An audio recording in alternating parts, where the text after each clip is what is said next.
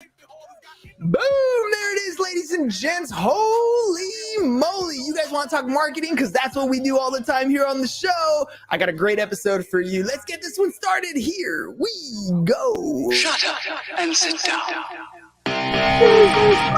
Is your business in need of customers? Then you found the right show. Hernan Cias is the business bro, and he makes getting customers fun and easy. Watch, listen, and learn as each episode is designed to sell. Welcome to another episode of Business Bros. All right, ladies and gents, let's do this. Let's drop some fire. Who do we got on the show today? Before we get started, it's always a friendly reminder to like, share, and subscribe, because every time you do, you help an entrepreneur find a customer, and a customer find the solution to their problem. All right, ladies and gents, small businesses fail more often than they succeed. Sadly, it's not even the quality of work that causes their failure. Oftentimes, it's the lack of exposure. Simply put, not enough people know who you are. Today's guest knows this problem all too well, and she's helped launch 2 nationally recognized marketing agencies and a nonprofit, and has worked with some of the big names like Randy Moss, Lisa Vanderpump, Paris Hilton, the Kardashians, and other businesses. And I'm excited to learn from this marketing expert. So let's welcome to the show CEO of GPSmarketing.info, winner of the 2021 Best Small Business Awards Top 100 and InnoBiz Journal's Top 10 Under 25, Clara Baldwin.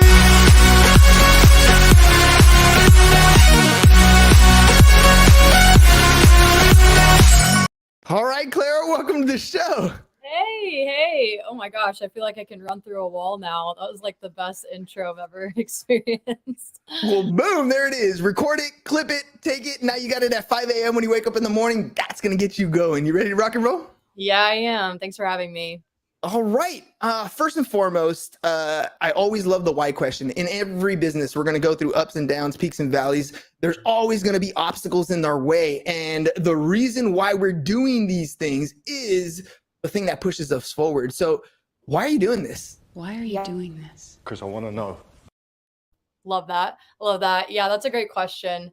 A lot of reasons, honestly, but the main reason is probably because I grew up with really nothing. I faced a lot of adversity in my life with poverty, abuse. I am also a first-gen American. My mom is Thai. So I just had a lot of things, going against me growing up. And I feel like that's the reason why I've, persevered through my life and started my businesses, especially at a young age. Just because, I had nothing. So I just knew exactly what I didn't want. I just wanted more. And there was only uphill from there. Well, everybody starts somewhere and ends up somewhere, right? So what does your end game look like? I mean, you're on your way. You've had a great experience and a resume so far. And I'd imagine as an entrepreneur, that's just where you're getting started. What does the end look like for you? Yeah, I wish I could answer that honestly in one thought, but I don't know what my end game is yet. I do know that I wake up every day pretty hungry for more, and just, I'm inspired by people who are bigger than me. Is obviously like how I live my day to day, rather than looking at all my, credentials and what I've done. I never feel really that accomplished or successful. I just, I always think that I have more to go, and I just look at those people above me, and that's what I want. I just want what they have, and, help others, not just a monetary thing every day, like make an impact on earth rather than just the business life, although it's very fun as well. Dude, marketing is like one of the greatest things. I literally get to do a show every day where I have fun talking to a new entrepreneur, and it's creating content, stuff that we can use for our own businesses, for our own brands, for our own labels.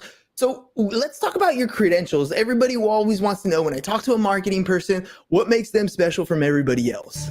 Skills I've acquired over a very long career. Yeah. I mean, marketing is crazy because it just changes every day, and it's such a broad industry where everyone, it's like they have their own art, I would say. No one is the same. Everyone's just a different snowflake in this world. So I would say, like, I worked corporately for a month and got laid off after college.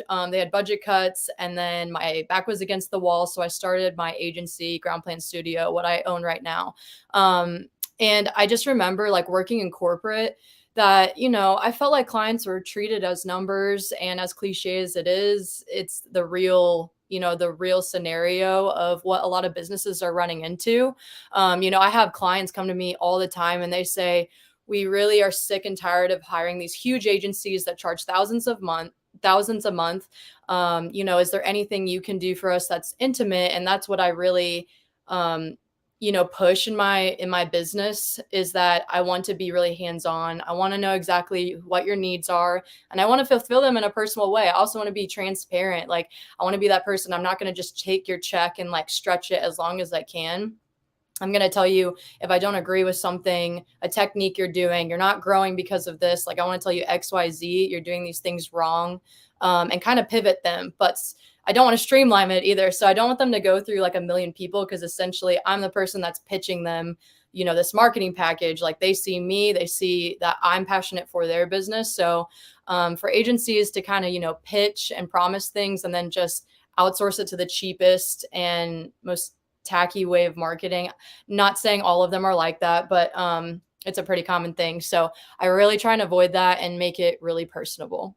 Wait, you mean you sit down and you have a conversation with the business owner? You find out where they are today, where they want to go, how big that gap is, and then develop a strategy and a plan to get them from point A to point B? I mean, that sounds a little crazy.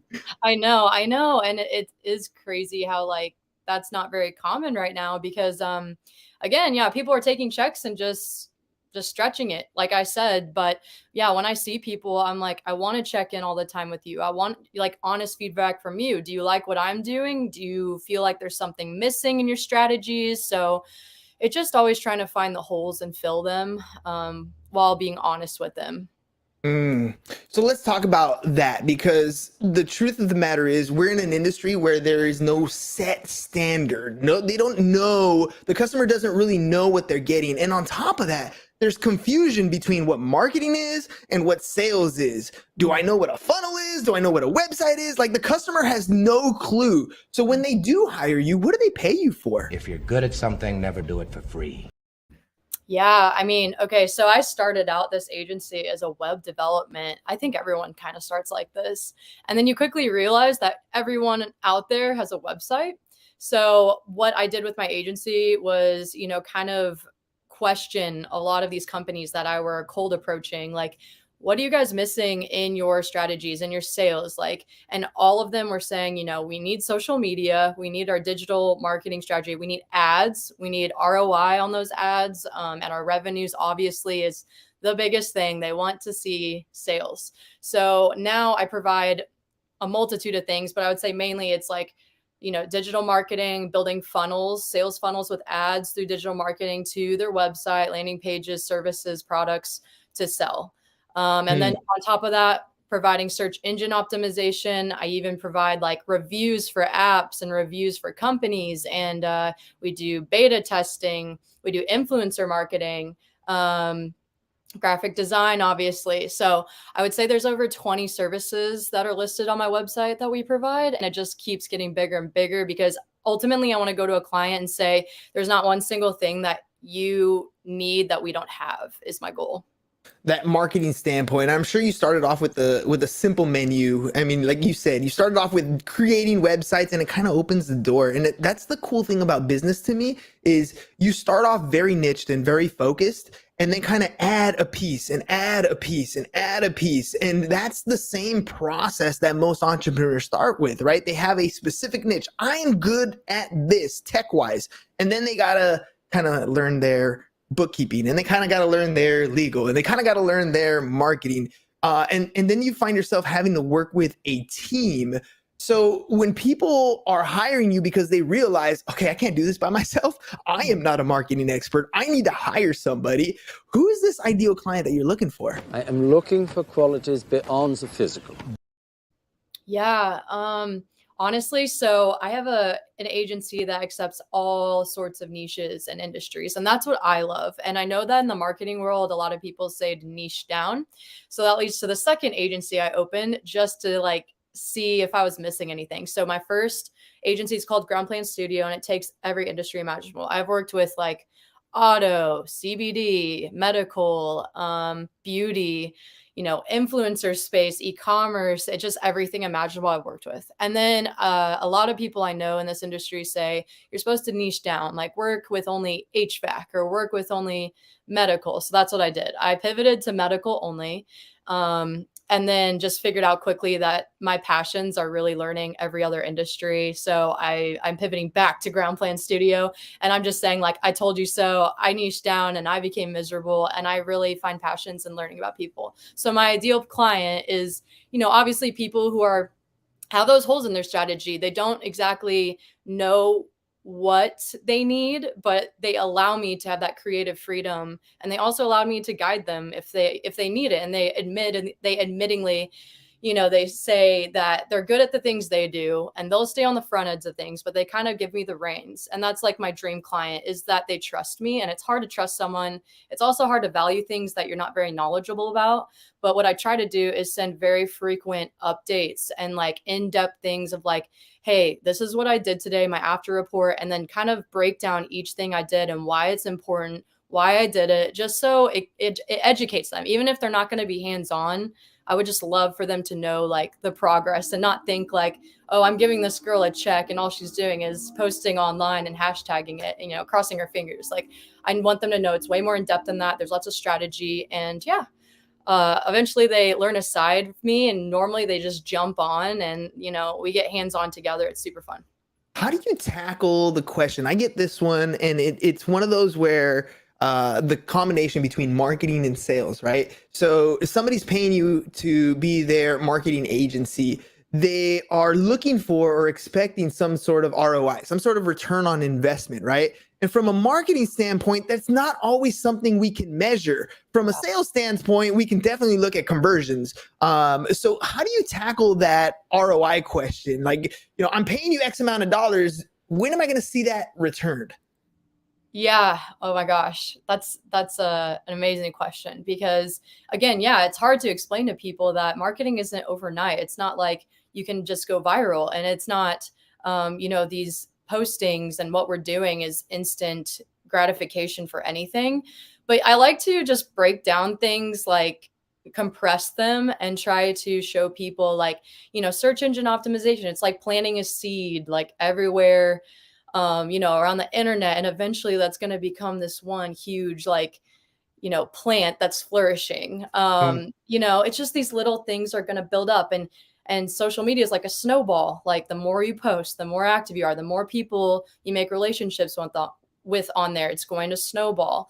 And again, like ads, I compare them to billboards, because a lot of the time people I work with are a little older, and they love this analogy where I'm like, hey, ads, like, they're like a billboard. You can't just put up a billboard one day and the next day you have 1 million sales. Like, you're going to have to test where to put this billboard and like what people are around your billboard, which is like your target audience for ads. So kind of just like getting on their level rather than, talking their ear off about all these technicalities, it tends to work for me. Oh, totally, totally. And the long tail effect of creating content is phenomenal. You and I are the same type of business. My approach is a little bit different. I'm more along the lines of, look, nobody knows who you are. You have maybe some foot traffic and your friends and family getting some referrals, but that's not really sales. That's order taking. These are people who are going to do business with you pretty much anyway. How do you get those customers that are outside, that have no clue who you are, right? And so for me, this is one of those things where like you need to create content. And I love the billboard because I use the same example. I'm like, look, social media is nothing but every time you scroll, each one of those is a billboard, and the winner in this space is the one who shows up the most, because that's the frequency. It's like watching the news. Doesn't matter whether you watch the red side or the blue side. The message is repeated over and over and over and over again until you start thinking, oh, well, that's gotta be the way it is. And it works the same way with marketing. You want to create enough content to put it out there. There's always the argument in the marketing space, quantity over quality. So my question to you is, which one is the best for your strategy? Oh my gosh. Well, you need both, is my opinion. You need quality and quantity. But yeah, that's a great question. When I first started, obviously, no one knew or cared about who I am. I didn't have any portfolio to show these businesses what I could do for them. I didn't even know what I was doing, to be honest. I just had to throw myself in there.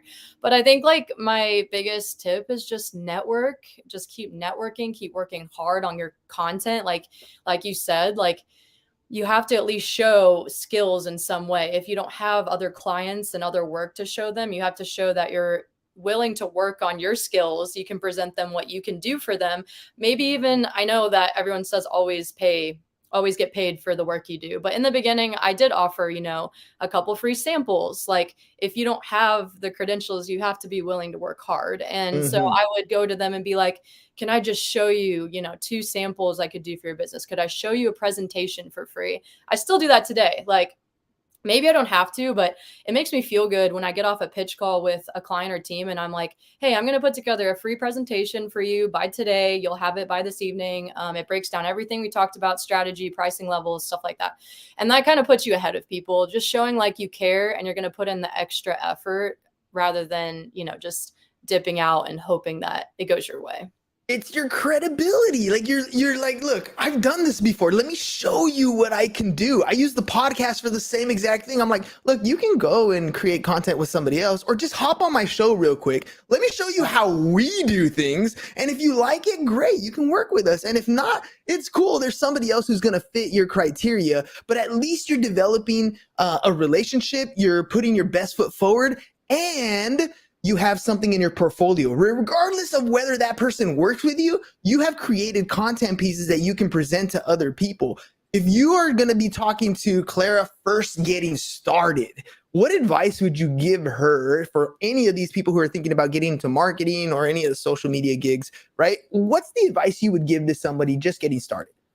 Oh my gosh, just stop caring about what people think and stop being scared about failures. Like, when I first started, I would be shaking like this, like picking up the phone, and then I would hang up and I'd cancel a meeting. Like I was so scared to just, give it a chance. And like I cowered away from the cold approach and the sales part. I was like, I hate sales. I'm never going to do sales. Sales is in every single job. You cannot avoid it.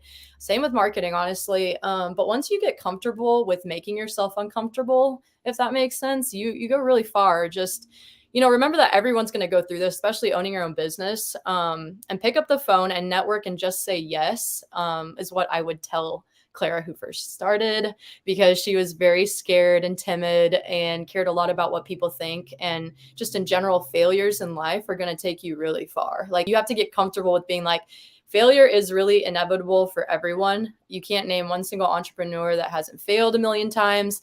But I will say like all my failures push me to be a better person every single day. As cliche as it sounds, like you really need that to put a fire under your ass. Sorry if I don't. No, you're good. You're good. Okay. But yeah, it gives you a fire. And if you were constantly winning and you were plateauing, and it just wouldn't be fun.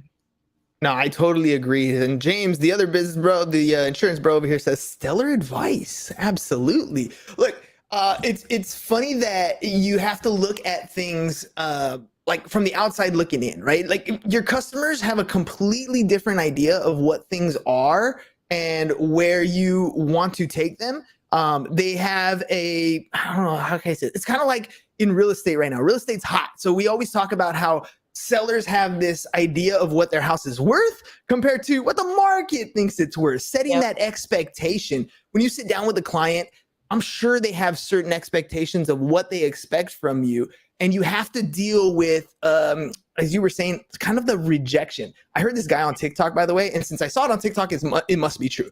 But he said the biggest fear he had was dealing with rejection. It would stop him from moving forward for everything. So when he would try to present something that was different from what the client said, fear of rejection would maybe hold him back from doing that. And what he did was he embraced rejection. So he would physically try to get rejected every day. And he would do crazy stuff. Like he said, he would go eat fast food. And at the end of his meal, he'd go and ask for like a burger refill. Right. And like just to see what people would say, just to be uncomfortable, to accept that. And I think that's what you're talking about. Like going out and just doing and accepting the failure, when the customer has this expectation and then you have to kind of bring them down to reality of what is actually going to happen, you face hearing that rejection. When you're dealing with it and you kind of were in the trenches first getting started, do you have any tricks or anything that you did to kind of embrace that rejection? Oh yeah, that's the toughest part about starting your business is the rejection. And when I first started, I was terrible at accepting it. Like if someone said, we're going to move in a different direction, we're not going with you, or they would let me go, I would completely go in my shell. It would ruin my whole day. I'd be in a negative headspace. I would just sulk. And it's just very black and white, my answer. But when you get rejected, just think about the next one. Like, don't even dwell on it. Don't even give your brain a second to rest on that thought. I would just say, like, go to a coffee shop, change your setting, and then just concentrate on getting the next project done or get the next client, go apply more, go reach out to more people. Just like, don't give it more than like 10 minutes or you're going to get caught up in the negativity. So true. How do you deal with the other side of it? How do you deal with the imposter syndrome? Because I don't know about you, but I know for a fact that if I sit down with a client, I know usually way more about business than they do. I know way more about marketing than they do. And yet there are times where I stand here and I look at my mentors and I look at people in my marketing space and I'm standing there thinking like I'm surrounded by giants. Look at all these why would anybody hire me? How do you deal with imposter syndrome? Imposter syndrome comes like all the time. I mean, everyone, even the top of the top, I'm sure they have it sometimes when they talk to certain people, or, it usually comes out when a client's talking about something I know, or I don't know, or I meet someone in my industry that's talking about something I'm unsure of. But I would say that if you just quickly be resourceful, just go look it up, go learn about it, go learn about the things you don't know when you feel that insecurity, rather than being like, oh, I don't have that skill set. I don't know what that means. Usually, sometimes I'm on meetings with a client and they say, can you do X, Y, Z? And in my head, I'm thinking, oh, I have no clue what that is or how I'm going to do it, but I never say no. I'm like, okay, yeah, that sounds great. I'll get off this call and I'll work on it. And then along the way, if you're still lost, you can ask questions, but try to be resourceful. Like, I think that's my number one thing that pushed me ahead, was just knowing how to solve a problem without forgetting about it or pushing it aside, just getting it done while it's a problem in front of you right then and there. So whether that's Googling or YouTube, I guarantee it's going to be out there. You just have to learn about it, and it'll probably be free too. You don't have to pay a lot of money to learn the stuff that I do. I honestly have never bought a course or anything. I just learned purely off YouTube, Google, podcasts, and practicing it myself. The information is out there. Like, you can get almost any piece of information or knowledge or how to directly on the internet. But something else that I think is really cool is literally you and I are in the same marketing space. You're on a business podcast that literally competes with you. We do the same type of business, and yet we're really open in sharing with each other, right? And I think this is a part of what the marketing community, I feel like most people don't quite understand. It's not really a dog eat dog world. We're really helpful. There's more than enough businesses out there for us to work together. What's been your experience like when it's time to solve a problem? You've tried to YouTube it, you try to Google it, and maybe you reach out to somebody. Do people like just reject you and tell you, hell no, go figure it out yourself? Or are they pretty open and share like, this is what I've done before? Oh, not at all. No, I think the marketing space, we're actually very friendly with each other and we're very supportive. Actually, just today, funny you even brought this up. Once a week, I get on a call, like someone sets up a call and they say, I think it's a potential client. And I get on and it's a marketing agency owner. And immediately, you could be that person that's like, oh, dang it. Like, I'm stuck on this call and like, I want to get off this. It's wasting my time and you're my competitor. But instead of like change my perspective, I'm like, ooh, this is opportunity. Like, I'm going to network with this person and find out what they're doing. And they'll get to ask me questions and we get to like, just go back and forth and educate each other and see what we're doing. And usually you come out of that call, like you feel really good because you relate to 90% of the things. And then they'll teach you like a couple tricks and advice that they do. And that's what I was doing with this guy today.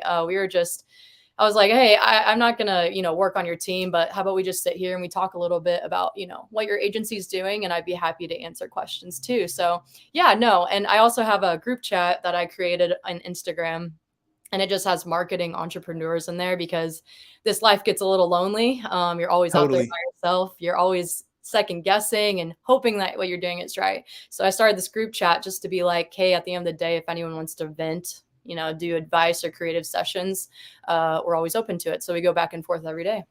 Isn't it amazing how much better you feel when you can reach out to somebody like that? I don't think people quite understand how lonely it can be as an entrepreneur. Every decision you make affects your bottom line. It might affect the vendor relationship. It might affect the client. And you kind of feel like all this pressure is here. You don't want to share it with anybody. But you know that there's other people out there that are having the same weights lifted off their shoulder when they can talk to you about it. It's almost like sometimes it's a gripe session, sometimes it's a brainstorming session, but you're there for each other. And to me, that's one of the most amazing things in this marketing space. And we're all fun and creative. Like we're all just out here trying to grab attention as best we can, make these things convert as best we can, and have fun while we're doing it. So let me ask you, because I got to make sure I ask you all my questions, right? What has been your biggest struggle in acquiring customers? How are you getting customers? See, this one is like a great question because I always wonder this about other agencies. Like, I feel like everyone's acquiring in a different way, but obviously, like I can go through routes of cold approach messaging is my main way of doing it now. So I don't know if I created this term, but it's called a growth clerk. I just made up that term, but I hire virtual assistants, and they're normally overseas because they're cheaper. It'd be like, a job that's $1,000 a month here in the US, but instead, they really need the money and they're looking for work. So I hire them for, it's cheaper than 1,000, but they aren't overworked. They work like 20 hours a week, and all they do is they're your little businessman over the internet, and they go and get you leads. So I could nerd out and just go in really in depth with this, but basically full time, you have growth clerks messaging people, and that opens up this, gate of, okay, let's get on a call. They book the call with me. I go and pitch them my services. So that's one way that I'm sure a lot of people use through LinkedIn messaging, Instagram messaging, then also ads for my business and things like Upwork, Freelancer, like constantly diversifying your ways of reaching out to people in different industries. I try not to get stuck on one because if that one thing fell out, then you would kind of be in a predicament. So I try to find new ways every day on how to reach out to people. It's like the multiple streams of income. You want to have multiple streams of income because if one dries up, then if you're only dependent on that one and dries up, you're in trouble.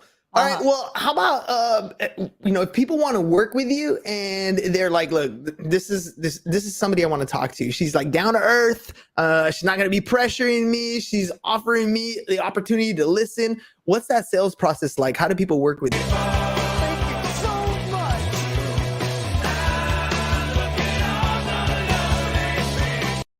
A lot of customers coming your way. I hope so. No, but I always tell my client, like, my goal at the end of the day is to make it easy on you. Like, I just want everything to feel at ease and simple. I don't want to put more work on you, and I don't want to sit back for objectives either. I want to be like a guiding light that's also not making you feel stressed out, because I've noticed in this industry that people get really overwhelmed with marketing because, every day you're trying to explain a new thing you're doing, or there's a million different strategies. And you also can't measure exactly, like, when people are coming to me and they're like, so can you give me the exact amount of, followers and sales and everything I'll have in 3 months?